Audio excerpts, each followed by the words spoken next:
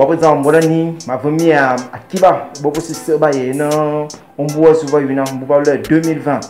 À Calais Bobo Siseba, mon Rumbu 2019, Barvena, Bobo Siseba, Benin, en évidemment le Vani, ma tira d'entrée à Copa Wincam. Et de la vie bien dit, à ne mouillons ma comme ça, à ne marque ma belle. Et de faire la bonne à ne me demande moi, ne me tape, me televana, pas le monde de ya. Voilà, mon son comme mon son vous. Donc, à ne me demande pas, ma peu pour exemple, c'est bon pour soutenir ma, il y a mon bon pour qu'on a dit. Baba pour maintenant, on peut acheter pour un métier à forme, mais il y a un atelier souvent là. Mais ma souhaité, mon moment c'est ça, mais quand, à bonne femme, à bon, mon moment c'est ma souhaité bon balambi, dans balambi 2020, bon c'est ça, bah il y a une bouteille, ça m'a boire une année, qui va.